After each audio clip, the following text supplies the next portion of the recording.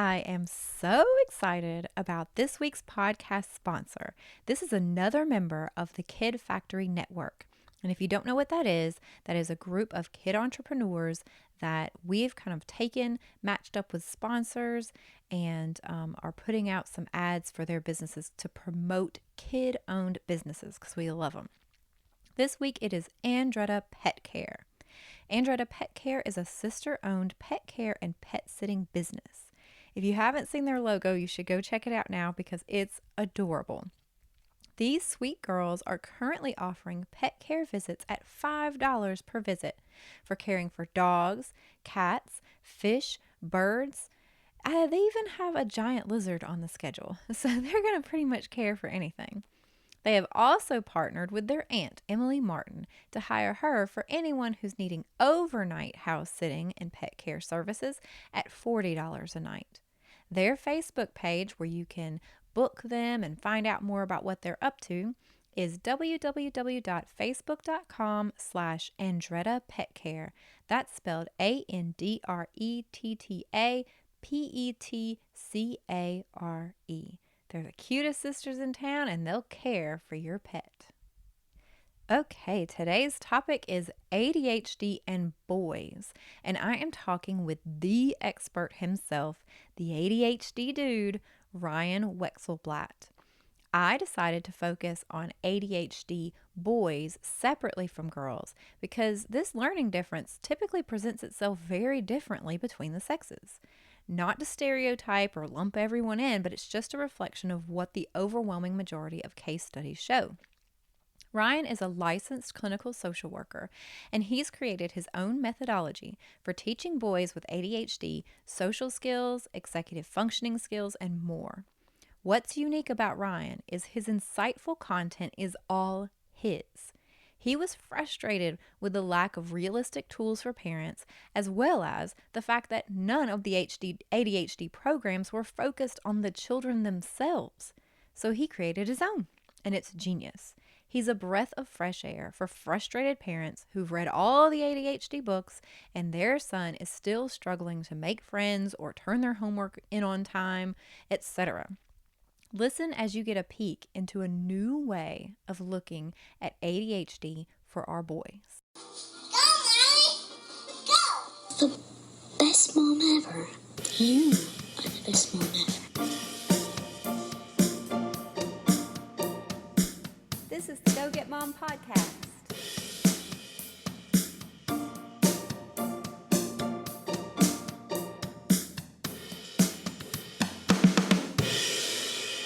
I don't think that a lot of parents fully understand everything that ADHD encompasses because people tend to not explain this, or I should say professionals tend to not explain this to them, Perfect. Yeah. And do that.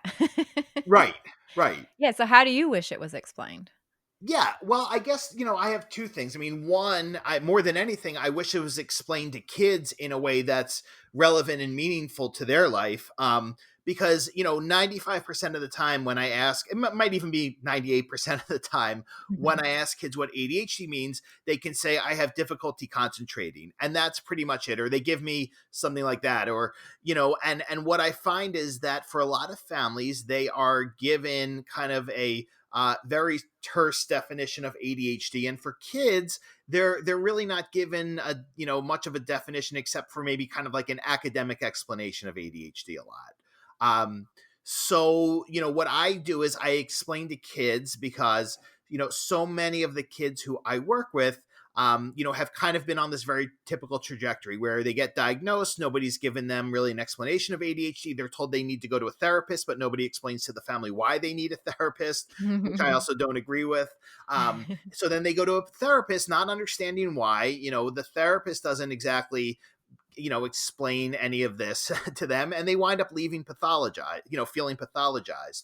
So what I try to do is with all kids, first I explain, I ask them what ADHD means, and then I explain it to them.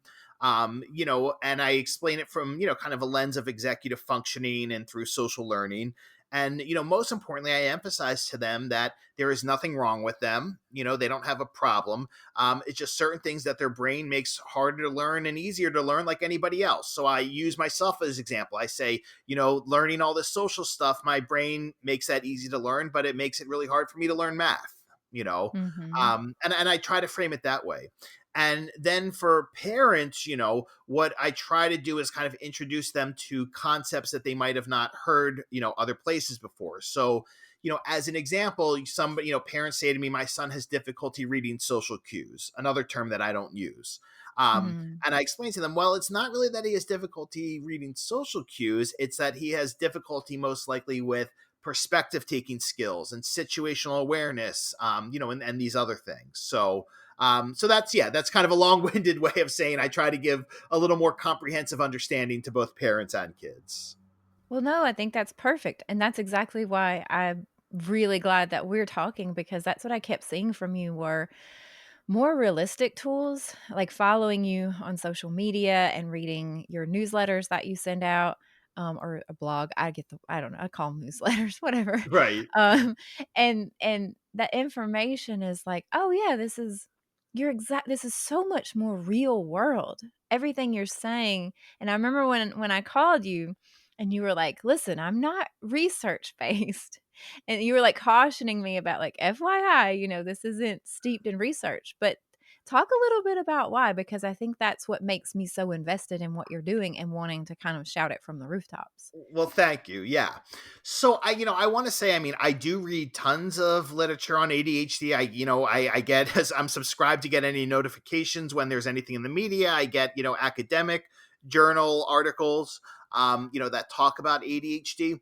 And I think what I want people to understand is there's a really significant disconnect between what we'll call academia and the real world when it comes to what we'll call treatment.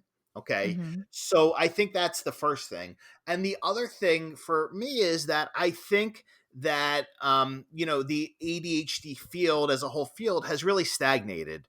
And in terms of kind of keeping things in academia or the mental health field, and, I teach people, I believe ADHD is a learning issue, not a mental health issue. So, what we have to do is we have to help kids develop the skills that they're lagging in, and not treat this as a mental health issue, and also not treat it as some academic concept, right? Because that's not teaching you practical strategies, right? At the end of the day, Right. that's what people want. They want practical information that's going to be helpful. Yeah, You the know? important thing is how can my kid function in society and not either be broken or be constantly told, that he's a problem. Absolutely. Right. I think the stuff Absolutely. that you do, it really realistically covers that, Well, thank and you. that's what I appreciate is that you're like, "You know what? I'm gonna find my own my own path through this," and I also think you're right about the stagnation because I feel like we think, "Oh, we've figured this out in the '90s," like, it feels like the solutions I remember when I was diagnosed with ADHD and it was like, I don't know, late '90s, um, and I don't feel like I didn't feel understood then, and Right. looking at the solutions now and it doesn't look like much has changed. Right. And I think to your point before, when we talk about, look, there's a lot of people who will say, well, you shouldn't do anything unless it's an evidence-based intervention, okay? And my feeling is the kids are here now, and they need help now. They don't there's no Right. time to wait for something to be proven, by in academia. And particularly when I'm talking about that, what I mean is that, for instance, let's talk about social skills, okay? The evidence-based interventions for social skills, in my experience, what they really are measuring are your ability to give a scripted, socially appropriate response. Okay, Right. so if you say "How are you?" and I say "I'm fine," how are you? That's evidence-based, then, right? If I can do that, that shows it's evidence-based. But the question is, for evidence-based, is it meaningful? Does it have any relevance? And when it Right. comes to, evidence-based social skills interventions, what I find is they're not teaching kids how to be more endearing or relatable to their peers. They're teaching, that if you give a scripted response, right, you've done the right thing. Oh gosh, that reminds me of something you just said the other day that I was like, "Preach," because You were along the line of what you're saying now is you're saying, we're judging this based off, do adults see this as acceptable social behavior? Are you checking all the boxes that the adults have set for you? And you were like, I think, tell me if I'm totally putting words in your mouth, but I read it as, I think that how you really know if you're doing well at that is what do your friends think about you? Do you know Yeah. what I'm talking about? Just the Yeah, other yeah, day you shared yeah. something about I that. know exactly what you're talking about. Yeah. So look, I mean, here's the thing. When we're talking about social skills, that in the what we'll call the social skills field, and one of the things I want parents to understand is, um, there are no requirements. Well, first of all, let me backtrack a little bit. I say ADHD is the field where there's no barriers to entry. Okay, anybody realistically can call themselves an ADHD coach because coaching's an unregulated field. Anybody can call themselves an ADHD expert. Anybody can run a social skills group, and there's no requirements for any of these things. Mhm. And when it, and I'm not saying that doesn't mean that there's, not good people who have something to offer, but I just find that, parents a lot just put their trust in, oh, this person says that this is what they do, so therefore they must be good, you know. Right. Um, and what I can tell you, with social skills is that the social skills field, or social learning field, I should call it, really developed out of the speech language pathology field to help kids with autism. It was not really designed for kids with ADHD. And one of the things is that in this field, what we primarily have is, female clinicians teaching social skills to boys. And what I find they really do is they teach what they consider to be the gold standard of, male behavior, which tends to look like you're teaching overly formal etiquette, and communication skills that are not organic to the way boys communicate with each other.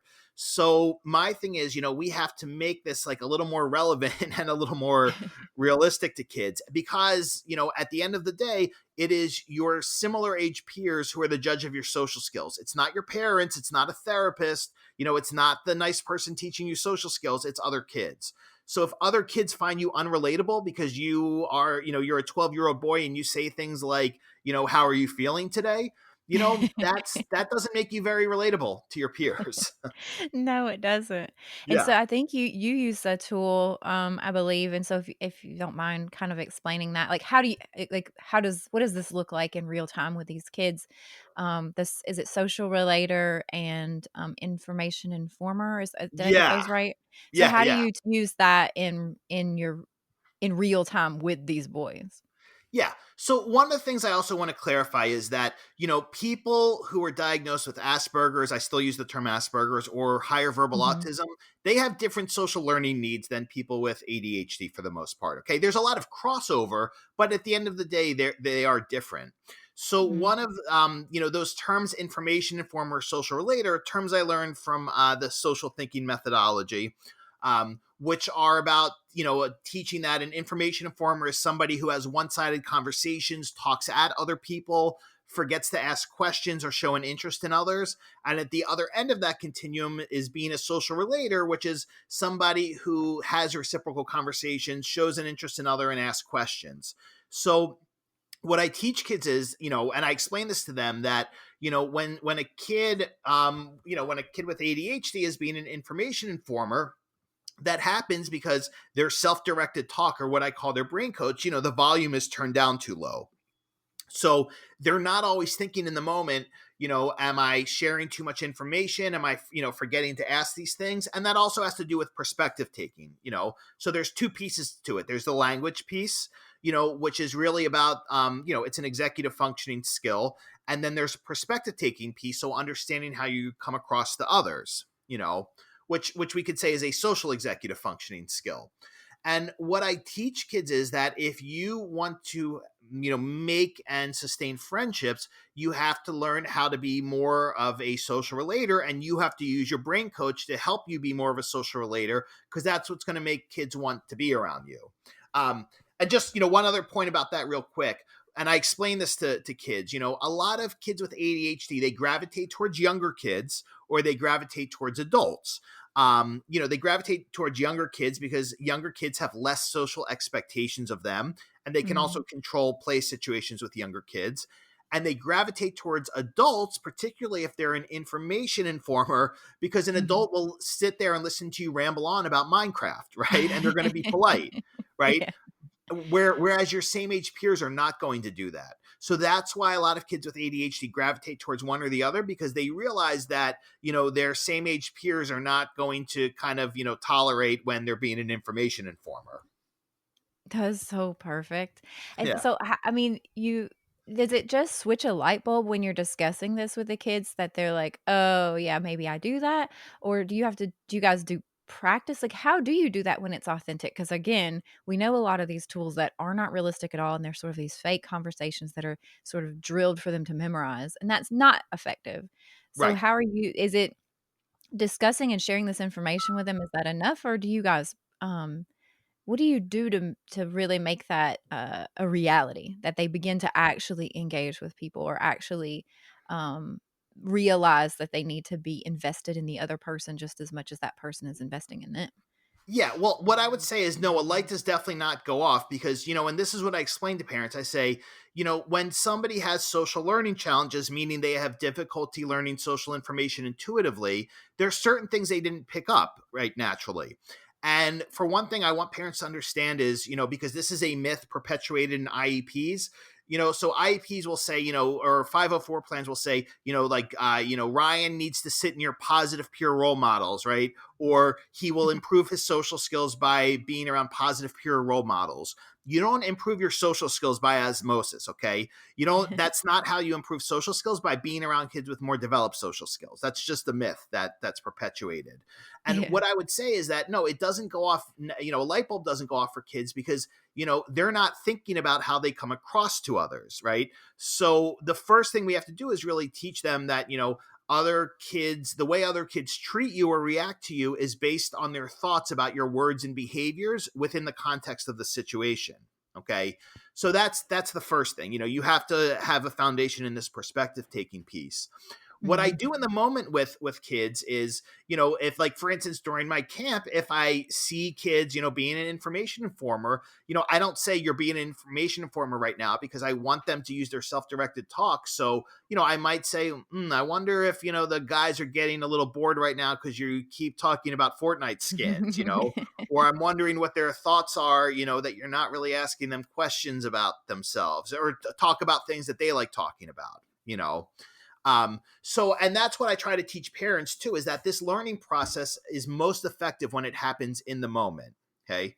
So when I work with kids individually, usually that's going to come out naturally. And what I actually do a lot with kids, I have a dry erase board that looks like a thought bubble. And I'll write on it, like, I'm feeling bored right now because Ryan is just talking, as Ryan's being an information informer. And I'll hold it above my head, but I won't say anything.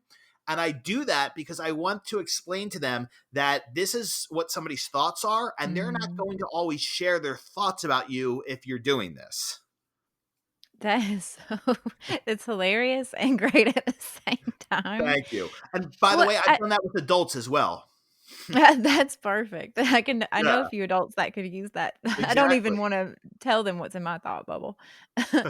Well, I Right. think that's fantastic, and so, okay, now I'm thinking, I mean, first of all, I already am obsessed with everything you say. I wanna make sure that, I spotlight enough of it, but I am thinking, well, do they how I can clearly tell because 'cause I'm stalking these camps that you do. I can clearly tell that these guys want your approval, they enjoy their time with you, but I would imagine as a parent, and I'm thinking about some of these things, some of these tools you're saying, are they too harsh? Is that gonna hurt their feelings, or is that, are they gonna not like being with you? Can you explain that a little bit? Like, that some of these, writing down, like, "You're really boring me right now," sounds kinda harsh, but these kids clearly are it's resonating with them, so where's that connection of it's not too harsh, it doesn't make them, like, hate being around you, you're not the mean teacher that they don't wanna be around, how is that? Yeah. So that's actually one of the most common questions I get about this, and one of parents' biggest hesitations, particularly mothers. They say, I don't want to hurt Yeah. his feelings, or I think I'm going to scar him for life if I say that. Do you know what I mean? Or I don't want to affect his self esteem. And here's my response to that. I say, teaching how to navigate socially in the world is a life skill. just as you teach any other life skill. And if you're going to protect, your son or daughter's feelings at the expense of teaching them social appropriateness, then what's going to happen is they're going to learn it by either, being criticized by their peers or by facing some rejection. So what's the lesser of two evils? That you might, they hear this feedback from somebody they know who loves them unconditionally, or they stop getting invited places because they're boring other kids, right? Or they're monopolizing conversations. I think hearing it from somebody who loves you unconditionally is a lot less painful than peer rejection. That's a good point. And I think in the end, we don't give kids enough credit too. A lot of times, they know when they're kind of being BS'd, and they know, and also they know something's not right.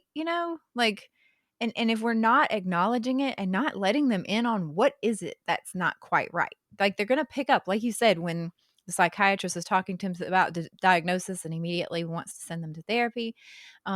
These things are all little clues, but they may not be able to put them all together.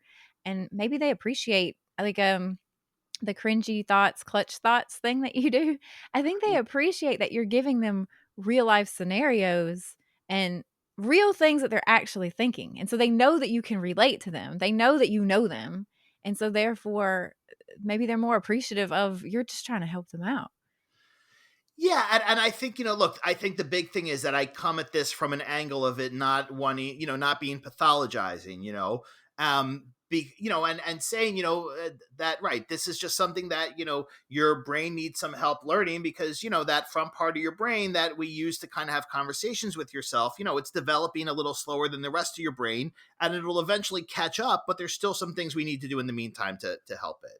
So yeah, that's really, I think, what's most important for me is that this never feels, pathologizing to kids in any way. And they see it as a learning experience. And what I'll tell you is, I sometimes find, and there's no language to describe this, there's no term for this. I often find around 14 or 15, some kids start to become more inflexible if their inflexibility has been accommodated. And then this becomes harder to teach sometimes, because they become less receptive to accepting help, because they've become more inflexible. So, what I always want people to know is, again, that, if there's something your son hasn't learned intuitively in 12 years, we're not going to be able to teach him all those things in 2 months, right? This is a learning Yeah. process that takes time. And the earlier we start, the better. The barrier is finding people who know how to do this work. Yeah, which is why we need to, make sure that your your name gets out there a little Well, more. thank you. Because, I mean, so much of what you say, like, I work at a children's counseling center, and the emotional side to ADHD is one of the main things that we work with. But the really important thing, and I wonder if this is what you mean about pathologizing, wait, am I saying that correctly? Yeah. Yeah, pathologizing it, or, making them think they're broken. I wonder if it's the same as we're seeing it. Is there are absolutely kids who their ADHD, either the consequences of it impacts their self-esteem, or maybe they kind of have like a twofer going on where they both have ADHD and anxiety, or, something like that.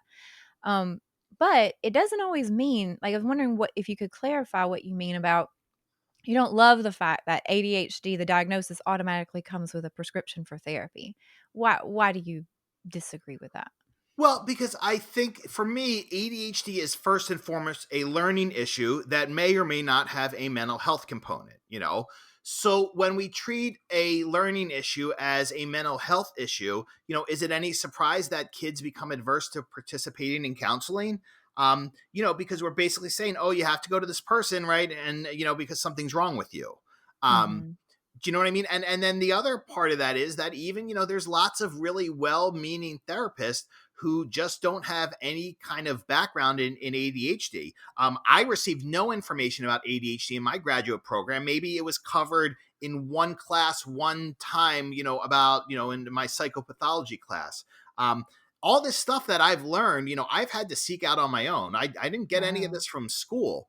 So yeah, so I guess that's what I'm saying, is that I think, we have to kind of look at this as a learning issue, right, and a lagging skills issue. And having difficulty with emotional regulation to me, we're not going to help improve skills by talking about feelings week after week, right? Or having kids identify Mhm. feeling words. We what we have to do is we have to teach them how to put the size of a problem in a relevant context.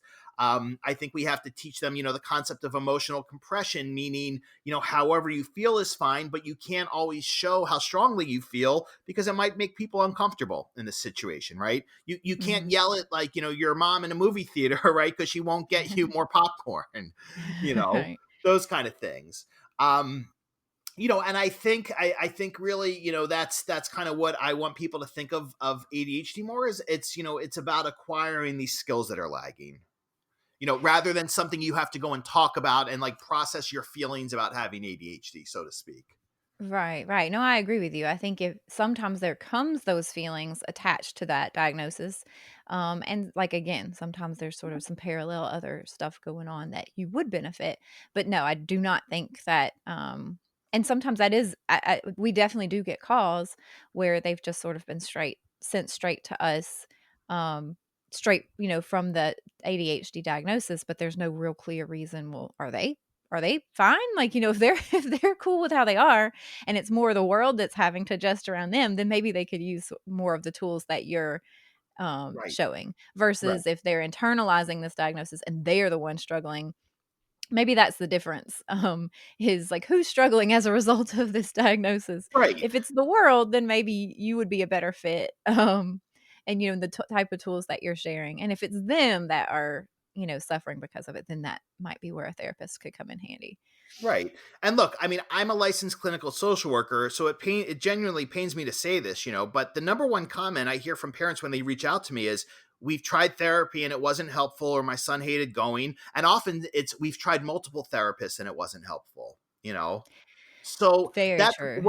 that's what I mean when I say I think the ADHD field has stagnated in terms of, not being able to get itself out of academia, and not being able to get itself out of, this lens of mental health, and kind of, looking at it more holistically. Right. And I Yeah. mean, we've talked about, the social emotional piece, and that seems to be one of the bigger common struggles with kids with ADHD is the social emotional piece. What other areas do you feel like need a lot of focus, or you think that they're usually struggling with? Well, I think, look, I mean, part of it is that, ADHD looks different in everybody, right? So I think we kind of need to see what it is. And what I ask parents is, I say, what is caused my first question to parents is, what is causing the most stress at home for you? Because I think that's where we need to start. Because if we can make life at home a little easier, and if we can help kids from becoming so, inflexible or argumentative or defensive, right? That's the first thing that needs to happen. So I really like to start with what is most pressing for the parents. And if, a parent says to me, well, I want him to have better social skills with his sister, I say, your family is who you feel safest with, right? And Mhm. you cannot expect your son to, kind of be with his sister the same way he's going to be with his same age peers, right? Because this is who he feels safest with and who he knows the best in the world. So, I do like to start where what's most pressing for families, but I also want to give families, realistic expectations as well, Yes. you know. So, and Absolutely. Yeah. one of the things I'll tell you as well, I see, is that, for a lot of parents of kids with ADHD, they are super focused on grades at the expense of everything else. So Yeah. what I explain to families is, that getting into a good college doesn't mean much if you can't stay there. And unfortunately, without fail, every single year, I start getting calls. This past year was the earliest. It started in October, of kids who went away to college, sometimes prestigious colleges, and they are home by November, or they made it to the end of the semester, but they failed everything. And in 9.5 out of 10 cases there, it's not because of the academics, it's not because of a mental health issue, it's because they lack the independence, and they lack the executive functioning to be able to manage themselves at college. Well, and how did they get there? Because I think this is so important. I'm glad you're talking about that. Yeah. Um, how did they get there without those things? Well, that's an excellent question. The way they get there is because many of them are very academically capable, okay? But the other thing is because they've had adults around them acting as their executive functioning for years. So they have their parents prompting them to wake them up in the morning, right? They have their parents staying on top of them about homework. They have parents checking what their homework is and telling them the homework instead of them checking themselves.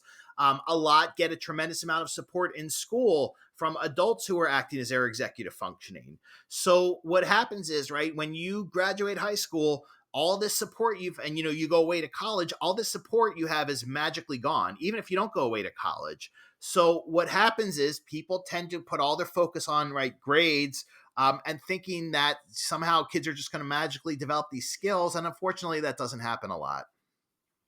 You're so preaching to the choir on this one. I really, because this is a problem across the board actually, and is something that I constantly want to preach, but I do think that it's especially important to highlight it in a podcast about ADHD because it's magnified for these kids, I think. Because that skill takes a lot more work typically. Executive functioning and life skills need a little more attention usually Right. if you're ADHD. Um, but then also you're battling, the academic piece and everything else. And so it, you really are setting these kids up for failure. More so than the average kid, which I think is pretty set up for failure in those scenarios anyway. I mean, this is happening everywhere, but Yes. definitely kids who have any kind of added layer, dyslexia, ADHD, whatever it is, you're having this unrealistic expectation for a kid with no obstacles, no learning obstacles anyway. Right. And I mean, yes. So I so appreciate you saying that. Yeah. And look, I think that for a lot of families, this is just, it's hard for them to wrap their heads around this because what is so ingrained in them is that, grades are everything, and I'll tell you, I've seen kids who have gone to very academically rigorous private schools, who have gone on to very competitive colleges, kids with ADHD.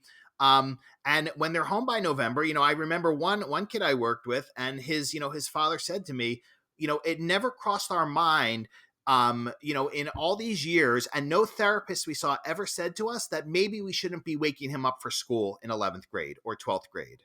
And Mm, what happened with this boy? He went off to college and he would stay up all night gaming and started missing classes, and then things just snowball.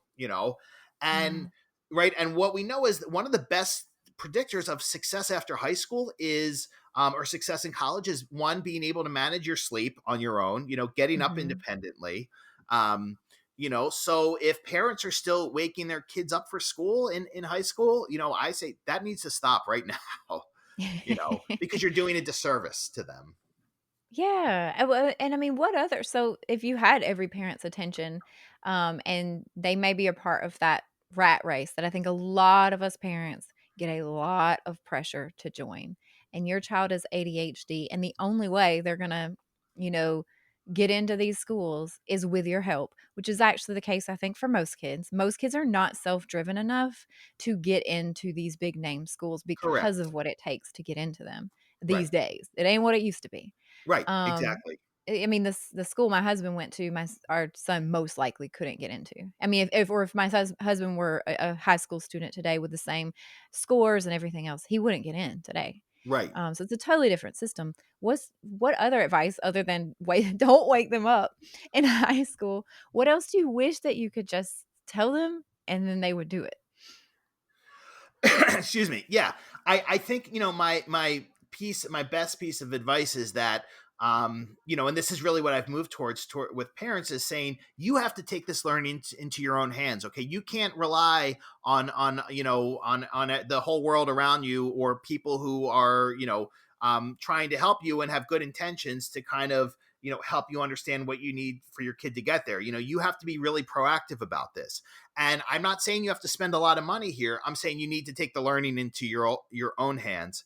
And I think for a lot of parents, what that means is that, you need to understand to what extent and how you may be contributing to, your kids lagging executive function skill development because you're doing too much for them, or you've created an over dependency.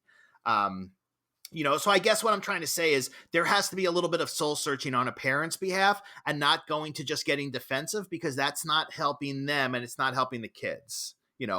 And what I find is that it's the people who are most receptive to learning and who don't get stuck in guilt who can really be successful. And one of the things I say to parents is, because all the time I have people reach out to me and say, I wish I would have found you 5 years ago, it's too late Hmm. now. And I say, it's never too late to improve your skills. Okay. And you didn't do anything wrong. You were doing the best with the information you had at the time.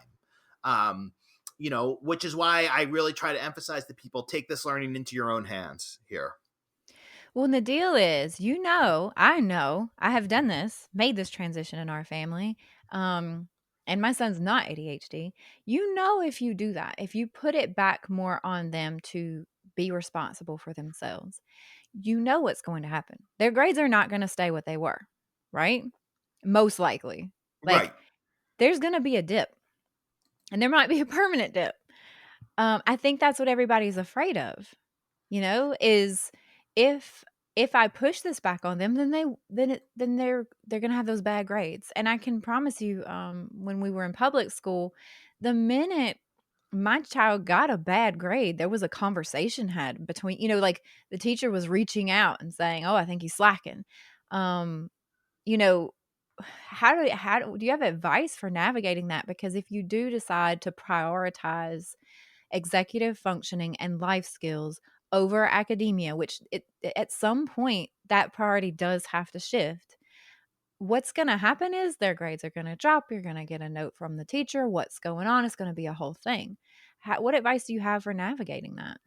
Yeah, well, let me use this as an example. So I had a parent call me last year, and basically, she had been completely acting as her son's executive functioning. Everything I mentioned, telling him what he has for homework, checking his homework, making sure he gets everything done, sitting with him every single night, making sure he does his homework. And this was in 8th grade, so he was 14.